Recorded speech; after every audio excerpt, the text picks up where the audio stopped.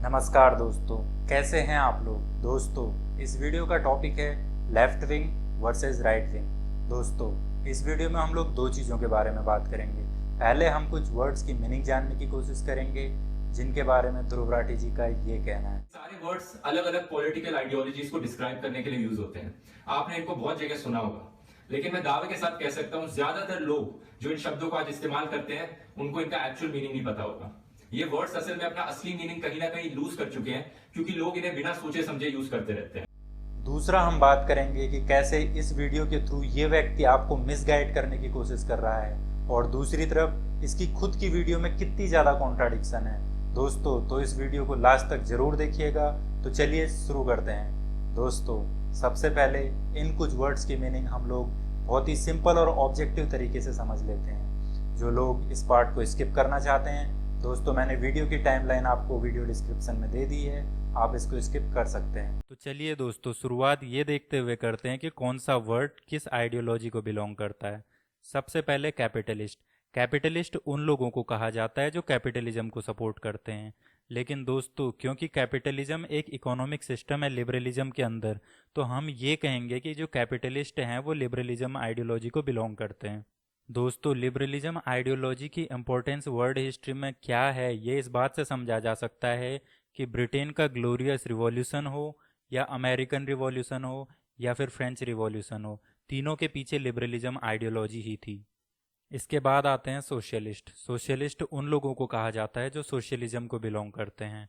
Socialism की world history में क्या इंपॉर्टेंस है ये इस बात से समझी जा सकती है कि रशियन रिवॉल्यूशन के पीछे यही आइडियोलॉजी थी। और साथ ही साथ दोस्तों, आपने देखा होगा आजकल गवर्नमेंट्स की स्कीम है जैसे free health, free education, subsidised food वगैरह। ये सारी की सारी जो स्कीम्स हैं ये कहीं ना कहीं इसी आइडियोलॉजी की देन है। दोस्तों, इसके बाद आते हैं कम्युनिस्ट। कम्युनिस्ट उन लोगों को कहा जाता है जो कम्युनिज्म को फॉलो करते हैं। दोस्तों, कम्युनिज्म एक फाइनल स्टेज है। वो एक ऐसी स्टेज है जिसको आप जन्नत से कंपेयर कर सकते हो, जहाँ सब कुछ अच्छा ही अच्छा है। और रियलिटी में अगर देखें तो कोई भी जगह अभी तक वर्ल्ड में ऐसी नहीं है जहाँ कम्युनिज्म आया हो। दोस्तों, अगर इन आइडियोलॉजीज की प्रायोरिटीज की हम बात करें तो जो लिबरलिस्ट हैं वो इंडिविजुअल को प्रायोरिटी देते हैं। उनका मानना है कि सभी लोग इक्वल हैं, सभी लोग फ्री हैं कुछ भी करने के लिए, सभी लोगों के कुछ ऐसे नेचुरल राइट्स हैं जैसे right to life, liberty, right to property, जिनको उनसे कोई भी नहीं छीन सकता है। दोस्तों, अगर आप अपने कॉन्स्टिट्यूशन को देखोगे तो जैसे यूनिवर्सल एडल्ट फ्रेंचाइज, हर किसी को वोट देने का बराबर अधिकार, equality before law, right to freedom of speech and expression, right to life with dignity, ये सारे के सारे फंडामेंटल राइट्स इसी आइडियोलॉजीज की देन है। दोस्तों, अगर हम बात करें सोशलिज्म की, तो सोशलिज्म में प्रायोरिटी सोसाइटी के इंटरेस्ट को मिलती है, ना कि इंडिविजुअल को। एग्जाम्पल के तौर पे, जब इंडिया आज़ाद हुआ था उस टाइम पे इंडिया में जमींदारी सिस्टम हुआ करता था, लेकिन गवर्नमेंट ने लॉ ला के उसको एबॉलिश कर दिया। बहुत से लोगों ने सुप्रीम कोर्ट में केस फाइल करा कि ये उनके फंडामेंटल राइट टू प्रॉपर्टी के अगेंस्ट है, लेकिन सुप्रीम कोर्ट ने माना, क्योंकि इंडिया का कॉन्स्टिट्यूशन का जो विज़न है वो एक सोशलिस्ट नेशन की बात करता है, सोशलिस्ट कंट्री की बात करता है, और जो ज़मीन है वो पूरी सोसाइटी को इम्पेक्ट करती है, पूरी सोसाइटी की नीड्स को फुलफ़िल करती है। इसलिए जो गवर्नमेंट लॉ लेके आई है वो एकदम वैलिड है। दोस्तों, अगर हम बात करें कम्युनिज्म की, तो कम्युनिज्म की जो प्रायोरिटी है वो है कि हर इंसान की जो नीड्स हैं वो फुलफ़िल होनी चाहिए, हर किसी की जो ज़रूरत है वो पूरी होनी चाहिए। अब सवाल ये आता है कि सबकी ज़रूरतें पूरी होने के लिए तो बहुत ज़्यादा रिसोर्सेज चाहिए। तो दोस्तों, जैसे मैंने पहले भी कहा, कम्युनिज्म एक जन्नत की तरह है। वो एक ऐसी स्टेज है, फाइनल स्टेज है कार्ल मार्क्स के वर्ड में अगर हम कहें, तो जहाँ पे इतने ज़्यादा रिसोर्सेज होंगे, डेवलपमेंट इतना ज़्यादा हो जाएगा कि किसी के लिए किसी भी रिसोर्स की कमी नहीं पड़ेगी, सबकी सारी ज़रूरतें पूरी होंगी। दोस्तों, अगर हम स्टेट के कॉन्टेक्स्ट में बात करें तो लिबरलिस्ट का मानना है कि स्टेट एक चौकीदार की तरह होना चाहिए। उसका काम सिर्फ उनकी लाइफ को प्रोटेक्ट करना, उनकी प्रॉपर्टी को प्रोटेक्ट करना, और उनकी लिबर्टी को प्रोटेक्ट करना होना चाहिए। और उसको कोई मतलब नहीं होना चाहिए कि वो अपने घर के अंदर क्या कर रहे हैं। और अगर बात करें इकोनॉमी की, तो लिबरलिस्ट मानते हैं कि गवर्नमेंट का बिजनेस में कोई भी रोल नहीं होना चाहिए। गवर्नमेंट का रोल सिर्फ इतना होना चाहिए कि जो वो आपस में कॉन्ट्रैक्ट कर रहे हैं लोग, गवर्नमेंट उन कॉन्ट्रैक्ट्स को इन्फोर्स कराए और उनको प्रोटेक्ट करे। यहाँ से आप सीधे सीधे देख सकते हैं जो लिबरलिज्म है वो प्राइवेट एंटरप्रेन्योरशिप को प्रमोट करता है, वो प्राइवेटाइजेशन को प्रमोट करता है, वो ग्लोबलाइजेशन को प्रमोट करता है। दोस्तों वहीं दूसरी तरफ सोशलिस्ट एक स्ट्रॉन्ग गवर्नमेंट की बात करते हैं। वो मानते हैं कि गवर्नमेंट का इकोनॉमी में कंट्रोल होना चाहिए। वो पूरी तरीके से प्राइवेट प्रॉपर्टी को अपोज तो नहीं करते हैं, लेकिन वो मानते हैं कि जो भी मीन्स ऑफ प्रोडक्शन हैं जो सोसाइटी को इम्पैक्ट करते हैं, जैसे ज़मीन, फॉरेस्ट, माइंस, फैक्ट्रीज एट्सेट्रा, वो सारे सोसाइटी के कंट्रोल में या गवर्नमेंट के कंट्रोल में होने चाहिए ताकि उनका बराबर फ़ायदा सबको पहुंचे। दोस्तों यहाँ पे एक चीज़ नोटिस करने वाली है, अगर किसी के पास ज़मीन नहीं होगी, किसी के पास फैक्ट्री नहीं होगी, तो हर किसी को अपने अर्निंग के लिए काम करना पड़ेगा।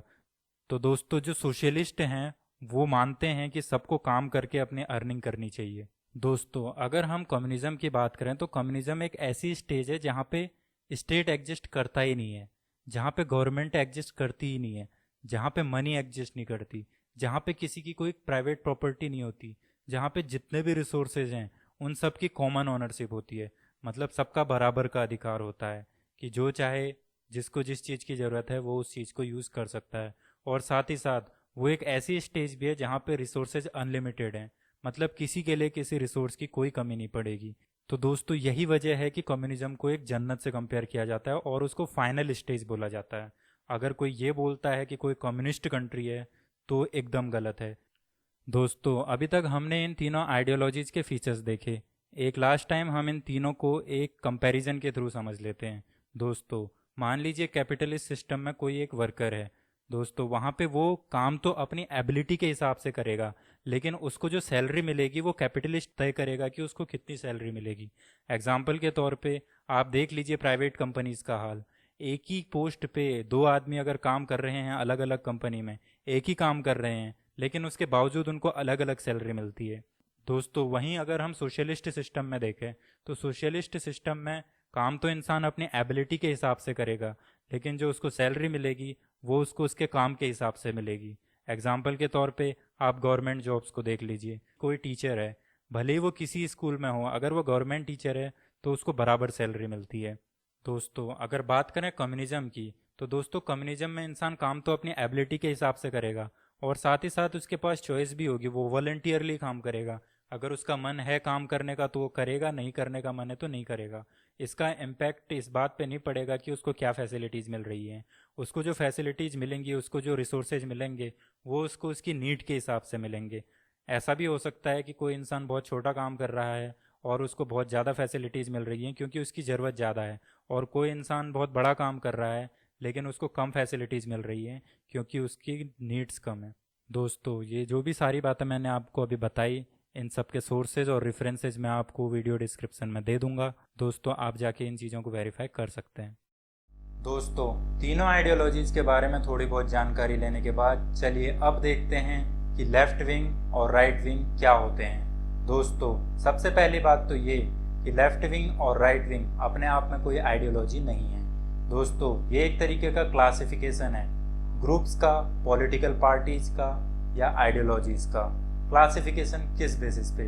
क्लासिफिकेशन इस बेसिस पे कि इनका क्या एटीट्यूड है एग्जिस्टिंग सिस्टम में चेंज को लेके। दोस्तों इस बेसिस पे जो पार्टीज बिल्कुल रिवॉल्यूशनरी हैं, जो रेडिकल चेंज चाहती हैं, जो चाहती हैं कि रातों रात एग्जिस्टिंग सिस्टम को उखाड़ के फेंक दिया जाए और नया सिस्टम लागू कर दिया जाए, वो आती हैं एक्सट्रीम लेफ्ट में। दोस्तों वहीं दूसरी तरफ वो पार्टी जो बिल्कुल कंजर्वेटिव हैं, जो एग्जिस्टिंग सिस्टम को सपोर्ट करती हैं और नहीं चाहती कि कोई भी चेंज लाया जाए, वो आती हैं एक्सट्रीम राइट में। दोस्तों आपके मन में ये सवाल ज़रूर आया होगा, क्या लेफ़्ट और राइट ही होते हैं, सेंटर कुछ नहीं होता? तो दोस्तों इसका जवाब है हाँ, होता है। दोस्तों सेंटर में वो लोग आते हैं जो चेंजेस तो चाहते हैं लेकिन रेडिकल चेंज नहीं चाहते, जो धीरे धीरे चेंजेस लाना चाहते हैं। तो दोस्तों ऐसे लोगों को हम रिफॉर्मिस्ट बोलते हैं।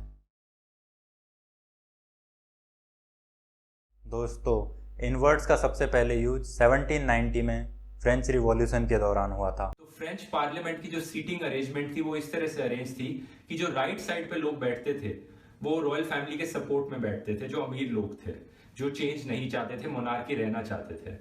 और जो लेफ्ट साइड में लोग बैठते थे वो गरीब लोग थे, वो एक रेवोल्यूशन चाहते थे, वो कुछ चेंज चाहते थे एग्जिस्टिंग सिस्टम से।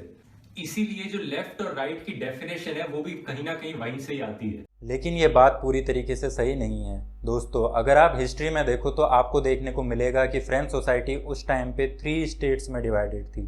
फर्स्ट स्टेट्स में नोबल आते थे, सेकंड स्टेट में क्लर्जी आते थे, और थर्ड स्टेट में सारे के सारे आते थे मर्चेंट्स, बड़े बड़े बिजनेसमैन, ऑफिसर्स, लॉयर्स, इसके अलावा पीजेंट्स, आर्टिसंस और लेबरर्स।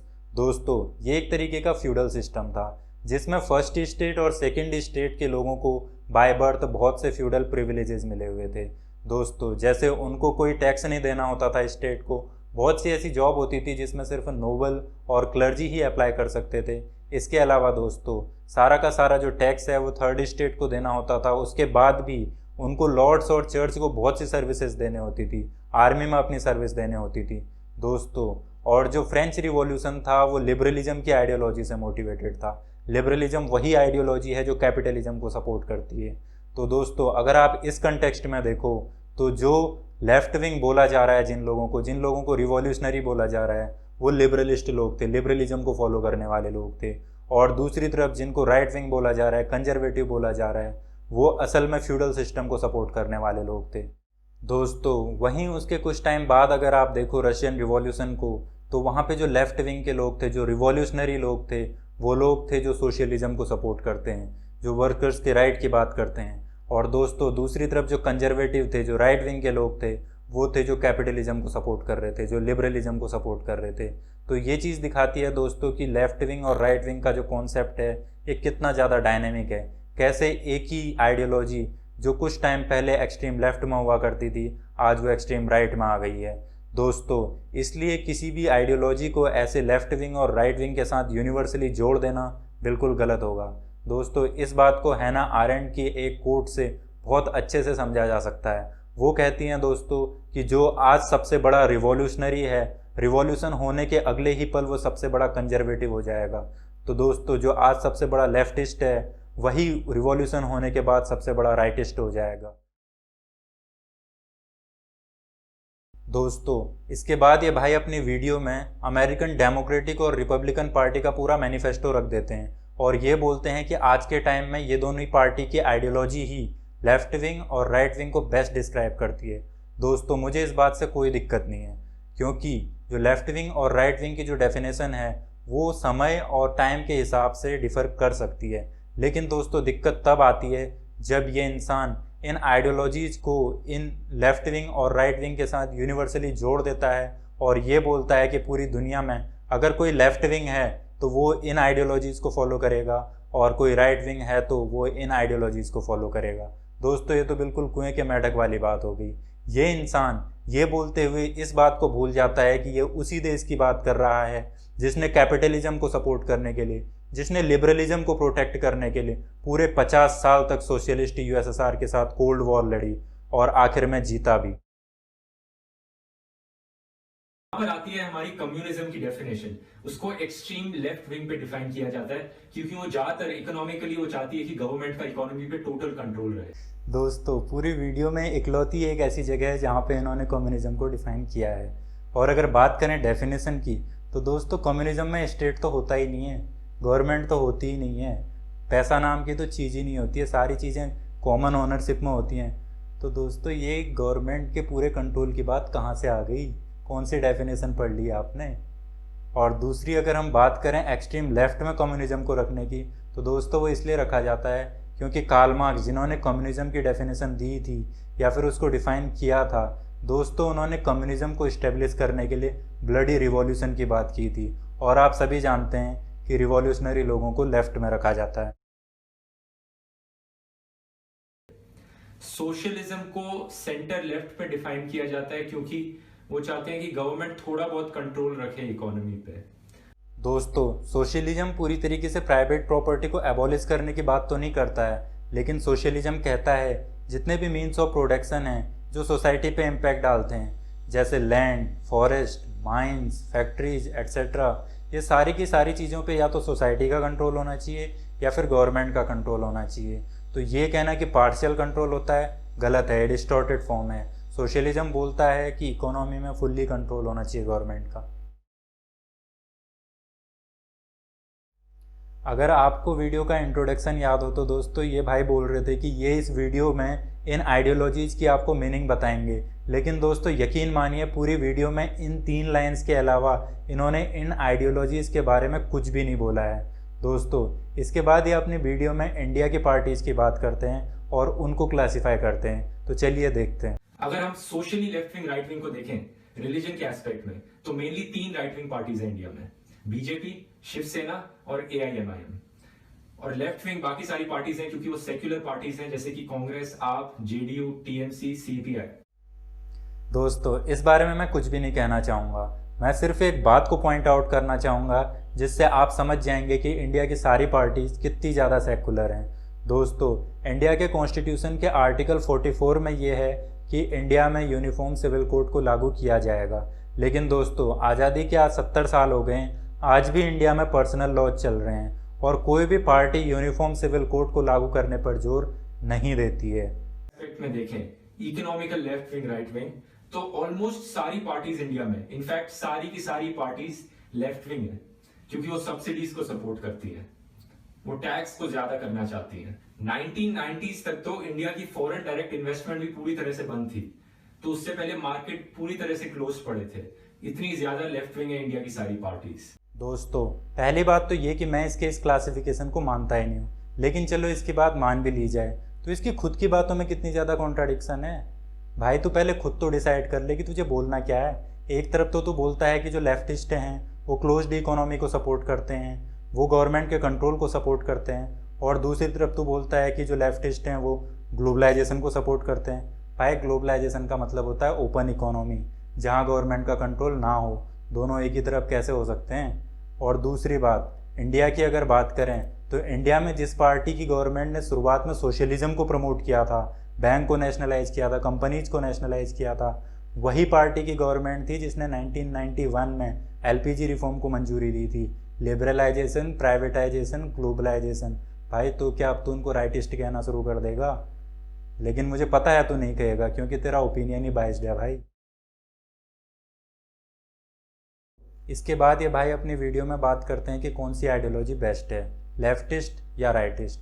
वो पोर्शन मैं आपको नहीं दिखा रहा हूँ क्योंकि वो बिल्कुल बेकार है, उसका कोई मतलब नहीं है। क्योंकि दोस्तों अगर किसी भी इंसान को आप सिर्फ इतना बता दोगे कि लेफ्टिस्ट जो हैं वो रिवॉल्यूशनरी हैं, राइटिस्ट जो हैं वो कंजर्वेटिव हैं, और जो सेंट्रलिस्ट हैं वो रिफॉर्मिस्ट हैं, तो कोई भी तुम्हें बता देगा कि central path is the best path. और दोस्तों इस वीडियो में जो इसने पर्टिकुलर पॉलिसीज़ को यूनिवर्सली लेफ्ट विंग और राइट विंग के साथ जोड़ने की बात करी है तो बिल्कुल गलत है, क्योंकि अलग अलग कंट्रीज़ में लेफ्ट विंग और राइट विंग के साथ जुड़ी अलग अलग पॉलिसीज़ हो सकती हैं, वहाँ की कंडीशन और टाइम के हिसाब से। और दोस्तों ये जो लेफ्ट विंग और राइट विंग के नाम पे जो सपोर्ट लेने की कोशिश करते हैं, सिंपैथी लेने की कोशिश करते हैं, इसकी वजह ये है क्योंकि अगर आप हिस्ट्री में देखोगे तो फ्रेंच रिवॉल्यूशन के टाइम पे जो रिवॉल्यूशनरी थे वो गरीबों की आवाज़ उठा रहे थे, या फिर बोलें कि गरीबों का सपोर्ट उनको प्राप्त था, वो गरीबों की बात कर रहे थे। और चाहे आप रशियन रिवॉल्यूशन के टाइम पे देखो, जो लेफ्टिस्ट थे वो फिर से गरीबों की बात कर रहे थे। लेकिन दोस्तों यहाँ पे एक चीज़ जो नोटिस करने वाली है कि जो फ्रेंच रिवॉल्यूशन में जो रिवॉल्यूशनरी थे वही रशियन रिवॉल्यूशन के टाइम पे कंजर्वेटिव थे। तो इस तरीके से यूनिवर्सल डेफिनेशन देना किसी आइडियोलॉजी को बिल्कुल गलत है और इसको इस्तेमाल नहीं करना चाहिए आज के टाइम पे, और इसका इस्तेमाल करके हम इन्हीं जैसे लोगों को फ़ायदा पहुंचा रहे हैं। दोस्तों अगर बात करें इसकी क्रिटिकल थिंकिंग की तो आपको वो वीडियो में दिख ही गया होगा, और अगर बात करें इसकी रिसर्च की कि इस वीडियो को बनाने के लिए इसने कितनी रिसर्च की, तो दोस्तों अगर आप क्रोम पे अगर आप सर्च करेंगे गूगल में left wing versus right wing, तो तीसरे चौथे नंबर पे वो वेबसाइट मिल जाएगी जहाँ से इसने सारी इन्फॉर्मेशन उठा रखी है। हो सकता है इसने वहाँ से ना उठाई हो, लेकिन जितनी भी बातें इसने बोली वो सारी बातें आपको उस वेबसाइट पे मिल जाएंगी। और दोस्तों वो जो वेबसाइट है वो एक अमेरिकन वेबसाइट है जहाँ पे अमेरिकन कंटेक्स्ट में इन चीज़ों को डिफ़ाइन किया गया है, और इसने उन्हीं बातों को उठा के उसको यूनिवर्सली पेश करने की कोशिश करी। दोस्तों उम्मीद करता हूँ आपको ये वीडियो अच्छी लगी होगी, और वीडियो को पूरा देखने के लिए बहुत बहुत धन्यवाद।